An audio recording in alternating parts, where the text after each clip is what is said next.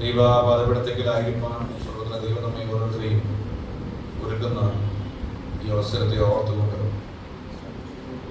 എല്ലാ മഹത്വവും നമ്മുടെ കർത്താവിന് അർപ്പിച്ചുകൊണ്ട് ദൈവപാദപീഠത്തിൽ നമുക്ക് ഒരുക്കമായിരിക്കാൻ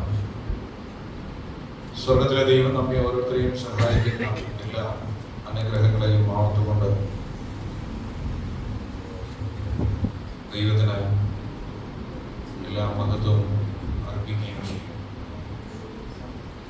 ആരാധനയെ സംബന്ധിക്കുന്ന എല്ലാ പ്രിയപ്പെട്ടവരെയും ഓർത്തുകൊണ്ട് കർത്താവിന്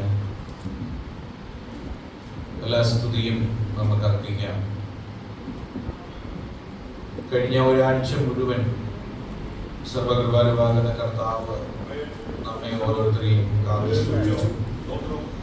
ദൈവം നമ്മെ നടത്തിയ എല്ലാ വഴികളെയും ഓർത്തുകൊണ്ട് ദൈവത്തിന് എല്ലാ സ്തുതിയും അർപ്പിക്കാൻ. ശാരീരിക ക്ലേശത്തിലൂടെയും മാനസിക വേദനകളിലൂടെയും ഒക്കെ നമ്മളിൽ പലരും കടന്നുപോയെങ്കിലും സ്വർഗീയ പിതാവ് നമ്മായിരുന്ന എല്ലാ ഇടങ്ങളിലും ദൈവം നമ്മെ സൂക്ഷിച്ച എല്ലാ വഴികളെയും ഓർത്തുകൊണ്ട് ദൈവപിതാവിന് എല്ലാ മഹത്വവും അർപ്പിച്ചുകൊണ്ട് ദൈവത്തിൻ്റെ സന്നിധാനത്തിങ്കിൽ നമുക്ക് ഇവർക്കുമായിരിക്കാം. ഒരുമണിലെ പ്രിയ വിളിച്ചായൻ്റെ സഹോദരൻ സാംജി കഴിഞ്ഞ ദിവസം യാത്ര ചെയ്ത നാട്ടിലേക്ക് വരികയുണ്ടായ പ്രിയ ഷാരി എൻ്റെ ഓർത്തും കർത്താവിനെ സ്തുതിക്കുന്നു. മൂത്തമകൻ ചാർലിയുടെ ഭാര്യ പിതാവും ഈ ആരാധനയിൽ സംബന്ധിക്കുന്നതിനെ ഓർത്ത് ദൈവത്തിന് എല്ലാ മഹത്വവും അർപ്പിക്കുന്നു. എല്ലാവരെയും യേശുവിൻ്റെ നാമത്തിൽ ക്രിസ്തുവിൻ്റെ നാമത്തിൽ വളരെ ചെയ്യുന്ന അതിഥികളായി നമ്മുടെ ഇടയിൽ എത്തപ്പെട്ടിരിക്കുന്ന പ്രിയപ്പെട്ടവരെ ഓർത്തും കർത്താവിന് നന്ദി അർപ്പിക്കുന്നു. ഈ സഭയുടെ അംഗവും ദൈവസഭയിൽ ഈ സഭയുടെ മുൻ ശുശ്രൂഷകനുമായിരുന്ന കർത്താവിൻ്റെ ദാസൻ പ്രിയ K G John pastor Andy ഈ ആരാധനയിൽ നമ്മോടൊത്ത് അയക്കുന്നു. അതിനെ ഓർത്തും ദൈവത്തെ സ്തുതിക്കുന്നു. കർത്താവ് കൊടുക്കുന്ന എല്ലാ വിടുതലിനെയും എല്ലാ അനുഗ്രഹത്തെയും ഓർത്തുകൊണ്ട് വീണ്ടും ഒരു പ്രാവശ്യം ദൈവത്തിലേക്ക് നമുക്ക് ഒന്നിച്ച് കർത്താവിനെ ആരാധിപ്പാൻ ദൈവം നൽകി തരുന്ന ഈ അവസരത്തെ ഓർത്തുകൊണ്ട് എല്ലാ മഹത്വവും ദൈവപിതാവിനെ അർപ്പിച്ചുകൊണ്ട് ദൈവപാദപീഠത്തിലായിരിക്കാം. നീതു വന്നിട്ടുണ്ടോ? ദൈവ ഞാൻ ചോദിച്ച മാമയുടെ നീതു വന്നിട്ടുണ്ടോ? ആരാധിക്കണ്ടോ? കർത്താവ് നടത്തുന്ന എല്ലാ വിധങ്ങളെയും ഓർത്ത ദൈവത്തിന് മഹത്വം അർപ്പിച്ചുകൊണ്ട് ദൈവപാദപീഠത്തിലായിരിക്കാം. കരുതിയ എല്ലാ വിധങ്ങളെയും ഓർത്തുകൊണ്ട് ഒരുപാട് വാക്കുകൾ ഞാൻ ഓർപ്പിക്കുന്നില്ല. 22, 23, 24 സങ്കീർത്തനങ്ങൾ നമുക്ക് വളരെ സുപരിചിതമായ സങ്കീർത്തനമാണ്. 22-ാം സങ്കീർത്തനത്തിനകത്ത് യേശു ക്രിസ്തുവിനെ നല്ല ഇടയനായും വലിയ ഇടയനായും 23-ൽ വലിയ ഇടയനായും 24-ൽ പ്രധാന ഇടയനായുമാണ് ചിത്രീകരിക്കുന്നത്. പാസ്റ്റ്, പ്രസന്റ് ആൻഡ് ഫ്യൂച്ചർ 3 തലം അവിടെ good shepherd, chief shepherd and great shepherd എന്ന പദം അവിടെ ഉപയോഗിക്കപ്പെടുക. 23-ാം സങ്കീർത്തനം നമ്മൾ ആദ്യം എനിക്ക് തോന്നുന്നു കാണാതെ പഠിക്കുന്ന സങ്കീർത്തനങ്ങളിൽ ഒന്നാണ്.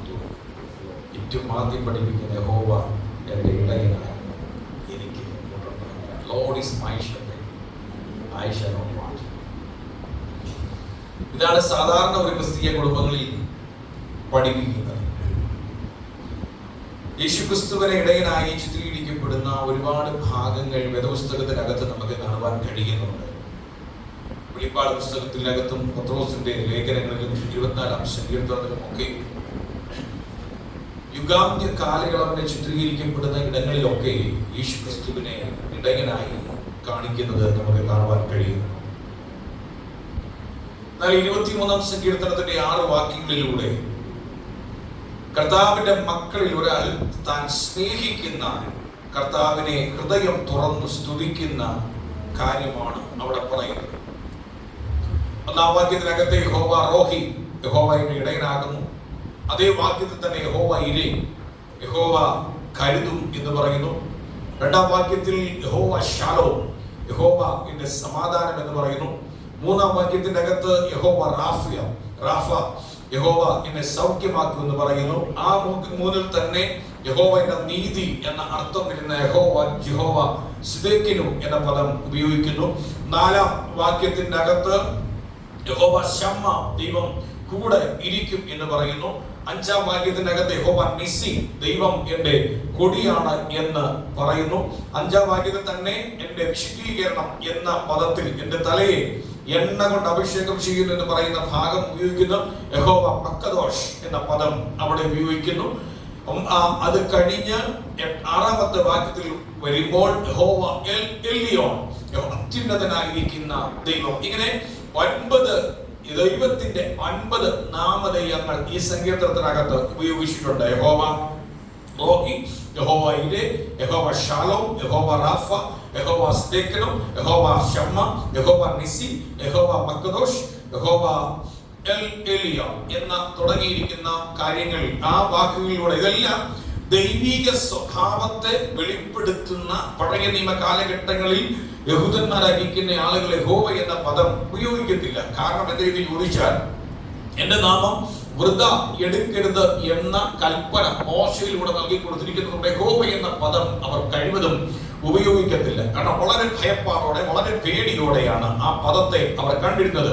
അതുകൊണ്ട് ദൈവത്തിന്റെ സ്വഭാവ വ്യത്യസ്തതകളെ വർണ്ണിക്കപ്പെടുവാൻ അവർ മറ്റ് പേരുകൾ അതിന് നൽകി കൊടുത്തുകൊണ്ട് ഉപയോഗിച്ചുകൊണ്ടിരുന്നു. ഞാനതിന്റെ ഒരുപാട് ഭാഗങ്ങളിലേക്ക് ഇന്നും കടന്നു പോകുന്നില്ല. നാം ഇതിലൂടെ വെളിപ്പെടുത്തുന്ന കാര്യം, നമ്മൾ കർത്താവുമായിട്ടുള്ള ആ ബന്ധത്തിന്റെ അകത്ത് വ്യക്തിപരമായ ബന്ധം അനുഭവിക്കുന്നു, വിലയേറിയ ബന്ധം അനുഭവിക്കുന്നു. ആ വിലയേറിയ ബന്ധത്തിന്റെ അകത്ത് പറയുമ്പോൾ ഇടയന്റെ ആർദ്രതയെ വെളിപ്പെടുത്തുന്ന ഒരു സംഭവം, അതിലൂടെ ദൈവത്തിന്റെ ആത്മാവ് നമ്മെ വരച്ചു കാട്ടുകയാണ്. ഇടയന്റെ തന്റെ ആടുകളോടുള്ള ആർദ്രത വെളിപ്പെടുത്തുന്ന ഒരു ഭാവം, അല്ലെങ്കിൽ അതിന്റെ മനോഭാവം അവിടെ പറയപ്പെടുന്ന ഭാഗം ഇതാണ്. 2-ാം വാക്യം, പച്ചയായ പുൽപ്പുറങ്ങളിൽ എന്നെ കിടത്തുന്നു, സ്വസ്ഥതയുള്ള വെള്ളത്തിന്റെ അരികത്തേക്ക് എന്നെ നടത്തുന്നു. ആ ഓർക്കണം, ഈ ലോകത്തിൽ കളകളും മാലിന്യങ്ങളും ഒക്കെ നിറഞ്ഞ സമയത്ത് ആളുകൾ ഇതൊന്നും തിന്നുവാൻ അല്ലെങ്കിൽ അവർക്ക് ഭക്ഷണമായി ഉപയോഗിപ്പാൻ ഈ കളകളും മാലിന്യം നിറഞ്ഞതുമായിരിക്കുന്ന വസ്തുക്കൾ അവർ ഒരിക്കലും ഉപയോഗിക്കത്തില്ല. ഇളം പുല്ലുകളെയും പച്ചപ്പുല്ലുകളെയും ഇഷ്ടപ്പെടുന്ന ആളുകൾ അതിനുവേണ്ടി തേടിക്കൊണ്ടിരിക്കുമ്പോൾ അത് സമർത്ഥമായി ലഭിക്കുന്ന ഇടം എവിടെയാണ് എന്ന് വ്യക്തമായി അറിയാവുന്ന ഇടയൻ തന്റെ ആടുകളെ അങ്ങോട്ട് നയിച്ച് അവിടെ എത്തിച്ച് ആ കണ്ട് എത്തിച്ച് തനിക്കറിയാവുന്ന സ്ഥലങ്ങളിൽ ഏറ്റവും മേത്തരമായിരിക്കുന്ന ഭക്ഷണം നൽകി കൊടുക്കുവാൻ ഒരിടയൻ സദാ ജാഗരൂകനായി പ്രവർത്തിക്കുന്നു എന്നതാണ് അവിടെ വാക്യം പറയുമ്പോൾ, പച്ചയായ പുൽപ്പുറങ്ങളിൽ അവൻ എന്നെ കിടത്തുന്നു എന്ന് പറയുന്നത്. നാം ഒരു കാര്യം ഓർക്കണം, ഒരു കാര്യം മനസ്സിലാക്കേണ്ട ഒരു കാര്യമുണ്ട്. ആടുകൾക്ക് കിടക്കണമെന്നുണ്ടെങ്കിൽ ആടുകൾ ഒരിടത്ത് സ്വസ്ഥമായിരിക്കണമെന്നുണ്ടെങ്കിൽ, ഈ മൃഗശാസ്ത്രം പഠിക്കുമ്പോൾ നമ്മൾ അതിനകത്ത് ഒത്തിരി പഠിക്കാൻ കഴിയും. പൂച്ച കിടക്കുന്നിടത്ത് ആർക്കും കിടക്കാമെന്നാ പറയുന്നത്. കാരണം ഏറ്റവും സ്വസ്ഥതയുള്ള സ്ഥലത്തെ എന്ത് ചെയ്യത്തുള്ളൂ, പൂച്ച കിടക്കത്തുള്ളൂ. ആടുകൾ കിടക്കുന്ന സ്ഥലം എന്ന് പറയുന്നത് ഏറ്റവും, അവിടെ പോയി ആർക്കും ഏത് കുഞ്ഞുകുട്ടിക്കും ഇരിക്കാം എന്നാ പറയുന്നത്.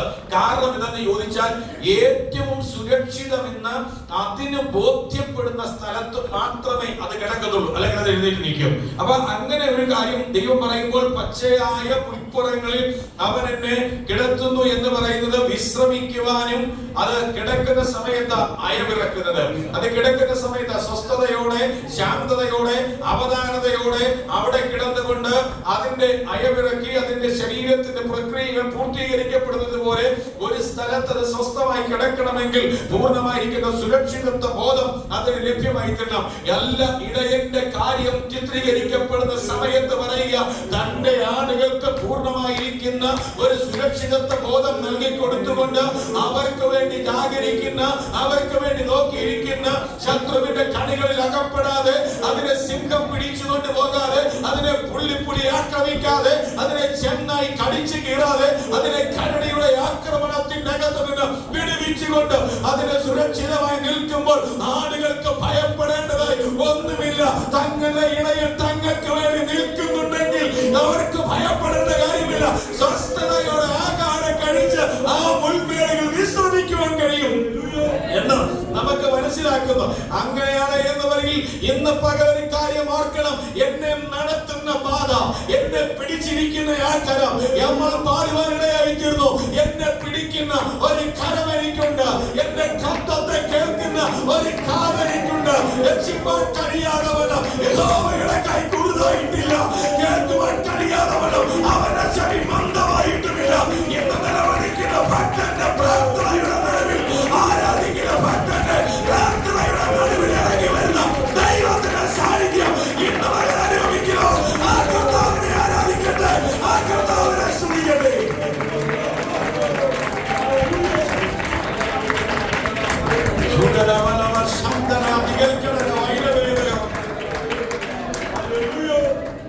സംരക്ഷിക്കുവാൻ ഒരുവൻ കൂടെ ഉണ്ടെങ്കിൽ, സംരക്ഷണം വാഗ്ദാനം ചെയ്യുന്നെങ്കിൽ, ആടുകൾക്ക് തങ്ങളുടെ ഇടയനെ വിശ്വാസമാണ്. ആ ഇടയൻ തങ്ങളെ സംരക്ഷിക്കുമെന്ന് അവർക്ക് ഉറപ്പാണ്. പഴയ നിയമത്തിൽ ദാവീദിന്റെ കാര്യം പറയുമ്പോൾ ശൗലിനോട് പറയുന്ന മഹത്തായ ഒരു സാക്ഷ്യമുണ്ട്. ആമോസ് പ്രവാചകന്റെ പുസ്തകത്തിനകത്ത് ഇടയന്റെ ശ്രേഷ്ഠതയെ വർണ്ണിക്കപ്പെടുമ്പോൾ പറയുന്നു, ഒരിടയൻ കാതോ വന്യമൃഗം പിടിച്ചുകൊണ്ട് പോകുന്ന വന്യമൃഗത്തിന്റെ വായിൽ നിന്ന് താൻ സംരക്ഷിക്കുന്ന ആടിന്റെ കാലോ വലിച്ചെടുത്ത് ആ ഇടയ യജമാനെ കാണിക്കുമ്പോൾ ജീവനെ പോലും തൃണവൽക്കരിച്ചുകൊണ്ട് താൻ സംരക്ഷിക്കുന്ന, താൻ പോറ്റുന്ന ആടുകളുടെ ജീവന് വേണ്ടി പൊരുതുന്ന ഒരിടയന്റെ ചിത്രം അവിടെ നൽകി തരുന്നുണ്ടെങ്കിൽ, ഞാൻ അബദ്ധത്തിൽ പോലും അപകടത്തിൽ പെടുവാൻ, ഞാൻ അബദ്ധത്തിൽ പോലും എനിക്കൊരാപത്തുണ്ടാകുവാൻ, എനിക്കൊരന്യായം സംഭവിക്കുവാൻ എന്റെ ഇടയൻ അനുവദിക്കത്തില്ല. എനിക്ക് വേണ്ടി എന്നെ കരുതുന്ന പച്ചയായ പുൽപ്പറങ്ങളിലേക്ക് എന്നെ നടത്തുന്നതയുണ്ട്.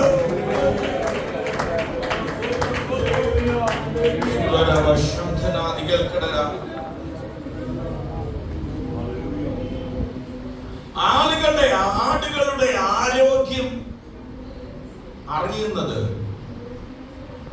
സ്വസ്ഥമായി പക്ഷിയുടെ പച്ചപ്പുൽപ്പുറത്ത് കിടക്കുമ്പോൾ അത് അയവിറക്കുന്നത് കാണപ്പെടും. ശരീരത്തിന്റെ പ്രക്രിയ കംപ്ലീറ്റ് കറക്റ്റായി പ്രവർത്തിക്കുന്നുണ്ട് എന്ന് വരികിൽ ആടുകൾ എന്ത് ചെയ്യും? അയവിറക്കും. ഇല്ലെങ്കിൽ എന്ത് ചെയ്യത്തില്ല, അത് ചെയ്യുന്നില്ല, അതവിടെ കിടക്കും. അതായത് കഴിച്ചത് ശരിയായി ദഹിപ്പിക്കുവാൻ കഴിയുന്ന ശാരീരിക ക്ഷമത അതിന് ലഭ്യമായി തീരുന്നു എന്ന് ബോധ്യത വരുന്നത് ഈ അയവിറക്കിലൂടെയാണ്. നമ്മെ മേയാൻ അനുവദിക്കുന്ന ദൈവം സ്വസ്ഥമായി ഇരിപ്പാനും എന്ത് ചെയ്യുന്നു? ദൈവം നമുക്ക് അനുവദിക്കുന്നു. തകർത്ത് കളയുവാൻ ശ്രമിക്കുന്നതില്ലായ്മയല്ല, അത് കഴിഞ്ഞു വരുന്ന ഭാഗമാണ്. ഇടയന്റെ ആർദ്രത വെളിപ്പെടുത്തിയിട്ട് അത് കഴിഞ്ഞ ഇടയന്റെ ചിന്താശേഷിയാണ് വെളിപ്പെടുത്തുന്നത്. അവിടെ പറയുക, സ്വസ്ഥതയുള്ള വെള്ളത്തിനരികത്തേക്ക് എന്നെ നടത്തുന്നു. ഈ ആടുകളുടെ ഒരു പ്രത്യേകത, വെള്ളം കുടിക്കുമെങ്കിലും ഒഴുകുന്ന അരുവികളിൽ നിന്ന് ഒഴുകുന്ന വെള്ളം അത് നീങ്ങത്തില്ല, കുടിക്കത്തില്ല. നമ്മളൊക്കെ വീട്ടിൽ ആടിനെ വളർത്തുമ്പം ഈ ആടിന്റെ മുമ്പിൽ കാടി അല്ലെങ്കിൽ വെള്ളം കൊണ്ട് വെച്ചിട്ട് നമ്മളിങ്ങനെ കൈയിട്ട് ഇളക്കിക്കൊണ്ട് നിന്നാൽ ആ ഇളക്കിക്കൊണ്ട് നിൽക്കുന്ന അത്രേ സമയം ആടെത്തിക്കത്തില്ല, അത് കുടിക്കത്തില്ല. വളർത്തിയവർക്കൊക്കെ അത് കൈയെടുക്കണം. സ്വസ്ഥതയുള്ള വെള്ളമാണെങ്കിൽ എത്തിക്കത്തുള്ളൂ. നൂറുകണക്കിന് ആടുകളെ കൊണ്ടുപോകുമ്പോൾ ഇടയൻ നോക്കി വയ്ക്കും, ഒഴുകാത്ത കെട്ടിക്കിടക്കുന്ന ശുദ്ധജലം എവിടെ ഉണ്ടെന്ന്. മേഞ്ഞ് കഴിയുമ്പോൾ, പുല്ല് തിന്ന് കഴിയുമ്പോൾ ഇടയൻ അടുത്ത മണ്ഡലത്തിലേക്ക്. കാരണം ഇവിടെ പറയപ്പെടുന്ന ആടുകൾ എന്ന് പറയുന്നത്, ഈ ആടുകൾ കോലാടുകളുണ്ട്, ചെമ്പരിയാടുകളുണ്ട്. ചെമ്പരിയാടുകളുടെ പാദം വരെയും രോമക്കെട്ടുകൾ നിറഞ്ഞിരിക്കുക. ഒഴുകുന്ന വെള്ളത്തിനടുക്കിലേക്ക് ചെന്ന് കഴിഞ്ഞ് വെള്ളം അത് കുടിക്കുവാൻ തുടങ്ങുമ്പോൾ അതിന്റെ കമ്പിളി രോമങ്ങളിൽ വെള്ളം വറ്റുന്നതിനാൽ അതിന്റെ ഭാരം ഏറി ആ ആടുകൾ ആ വെള്ളത്തിനകത്തേക്ക് വീഴുവാനും മുങ്ങിപ്പോകുവാനും സാധ്യതയുണ്ട്. അത് അപകടത്തിൽപ്പെടുവാനുള്ള സാധ്യത കൂടുതലാണ്. അതുകൊണ്ട് അങ്ങനെ സാധ്യതയുള്ള ഒരു സമയത്ത് ശാന്തമായ കുളങ്ങളുടെ അടുക്കിലേക്ക് ഇടയൻ നടത്തത്തുള്ളൂ.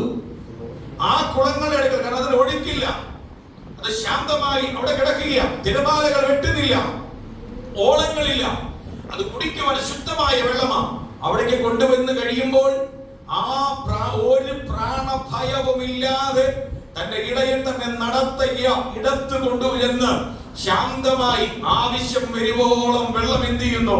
അത് കുടിച്ച് അതിന്റെ ദാഹം തീർക്കുന്നു. ഇതിന് ബോധകമായിരിക്കുന്ന കാര്യങ്ങളെ സംബന്ധമായി പുതിയ നിയമത്തിനകത്ത് പറയുമ്പോൾ എബ്രായരുടെ ലേഖനം 4-ാം അധ്യായത്തിന്റെ 15-ാമത്തെ വാക്യത്തിൽ, 1 പത്രോസിന്റെ ലേഖനം 5-ാം അധ്യായത്തിന്റെ 7-ാമത്തെ വാക്യത്തിനകത്തൊക്കെ പറയപ്പെടുമ്പോൾ സുരക്ഷിതത്തിന്റെ ഒരു സ്ഥാനത്തെ ദൈവം വാഗ്ദാനം ചെയ്തുകൊണ്ട് എബ്രായരുടെ ലേഖനം 44-ാം അധ്യായം അതിന്റെ 16-ാമത്തെ വാക്യത്തിലും മത്തായി സുവിശേഷം 11-ാം അധ്യായം അതിന്റെ 28-ാമത്തെ വാക്യത്തിലും ഒക്കെ എന്ത് ചെയ്യുന്നു? പറയപ്പെടുന്നു. നാം ഒരു കാര്യം ഓർക്കണം. ഇവിടെ പറയുന്നു, ഈ ലോകത്തിന്റെ ശക്തികളെ, ഈ ലോകത്തെ അതിജീവിക്കുവാൻ തന്റെ ജനത്തിന് തന്റെ കൃപയുടെ തണുത്ത വെള്ളം, ജലനീര് ആവശ്യമാണ് എന്ന ആ മഹാദൈവത്തിന്, നമ്മുടെ കർത്താവിനറിയാം. നമുക്ക് വിശ്രമിപ്പാൻ എന്ത് ചെയ്യാം? അവനെയും കർത്താവിന്റെ അനുഗ്രഹങ്ങളെയും ദൈവം നടത്തിയ വഴികളെയും ദൈവം കൊണ്ടുവന്ന പാതകളെയും ഒക്കെ ചിന്തിക്കുവാൻ കഴിയുന്ന സ്ഥലമാണ് ഏറ്റവും ശ്രദ്ധേയമായി ഈ ജീവ ജലത്തിന്റെ നീരുറവിലേക്ക് നമ്മൾ എത്തിത്തീരുന്നത്. ഇന്ന് പകൽ ഞാൻ വാക്കുകളെ ഇവിടെ ഉപസംഹരിക്കുമ്പോൾ, പ്രിയമുള്ളവരെ, ദൈവം നമ്മൾക്ക് വേണ്ടി കരുതുന്ന ദൈവമാണ്. ദൈവം നമ്മളെ അറിയുന്ന ദൈവമാണ്. നമ്മുടെ ചിന്താ മണ്ഡലത്തെ അറിയുന്ന, നമ്മുടെ രോഗത്തെ അറിയുന്ന, നമ്മുടെ വേദനയെ അറിയുന്ന, നമ്മുടെ നിരാശകളെ അറിയുന്ന, നമ്മുടെ കണ്ണുനീരിനെ അറിയുന്ന, നമുക്ക് എത്രമാത്രം പിടിച്ചു നിൽക്കുവാൻ കഴിവുണ്ട് എന്നറിയുന്ന ഒരു ദൈവത്തിന്റെ സന്നിധാനത്തിലാണ് ഇന്ന് പകൽ നാം ഏവരുമായിരിക്കുന്നത്. അതുകൊണ്ട് ആ കർത്താവിന്റെ മുഖത്തേക്ക് നോക്കി യാത്ര തിരിച്ച് അവനിൽ മാത്രം പ്രത്യാശിച്ച്. കാരണം ഇടയൻ ഈ വാക്യത്തിനകത്ത് പറയുന്നൊരു കാര്യമുണ്ട്. Even though I walk through the valley of death, മരണനിഴലിന്റെ താഴ്വരയിലൂടെ കടന്നു പോയാലും ഞാൻ ഒരു അനർത്ഥവും ഭയപ്പെടുകയില്ല. എനിക്ക് ഒരു സങ്കേതമുണ്ട്, എനിക്ക് അവന്റെ ഒരു കർത്താവിന്റെ ഭുജമുണ്ട്. മരണനിഴലിന്റെ താഴ്വരയിലൂടെ കടന്നു പോകുമ്പോഴും, മലയാളത്തിൽ കൂരിരുൾ താഴ്വരയിൽ കൂടെ കടന്നാലും ഞാൻ ഒരു അനർത്ഥവും ഭയപ്പെടുകയില്ല. എത്ര കൂരിരുട്ടുണ്ടായാലും, എത്ര പ്രതിസന്ധി ഉണ്ടായാലും, എന്നെ തകർക്കുവാൻ നോക്കുന്ന അന്ധകാരത്തിന്റെ മണ്ഡലങ്ങൾ ഉണ്ടായാലും, എനിക്ക് വിരോധമായി വെല്ലുവിളിക്കുന്ന വെല്ലുവിളിയുടെ ശക്തികൾ ഉണ്ടായാലും, എനിക്ക് വിരോധമായി എഴുന്നേൽക്കുന്ന അന്ധകാരത്തിന്റെ ഏതൊക്കെ മണ്ഡലം ഉണ്ടായാലും, എന്നെ ഭൂഷയോടെ വിഴുങ്ങുവാൻ കാത്തു നിൽക്കുന്ന പൈശാചിക ശക്തികൾ എനിക്ക് വിരോധമായി നിന്നാലും എനിക്ക് ഭയപ്പെടേണ്ട കാര്യമില്ല. എന്നെ സംരക്ഷിക്കുവാൻ എനിക്കൊരു ഉറപ്പ് നൽകി തന്നിരിക്കുന്ന ദൈവത്തിന്റെ വലിയൊരു സാന്നിധ്യം, ദൈവത്തിന്റെ വലിയൊരു വാഗ്ദത്തം എനിക്കുണ്ട്. എന്റെ ഇളയൻ എനിക്ക് വേണ്ടി ജാഗരിക്കുമ്പോൾ ഞാൻ എന്തിനു ഭയപ്പെടണം? അല്പസമയം കൈയടിച്ച് കർത്താവിനെ ആരാധിക്കാം. അല്പസമയം എല്ലാവരും ദൈവത്തെ ആരാധിക്കാം. ഈ പകല സംരക്ഷണം ഏറ്റെടുക്കട്ടെ. ഈ പകല ദൈവത്തിന്റെ ന്യായം ഏറ്റെടുക്കട്ടെ.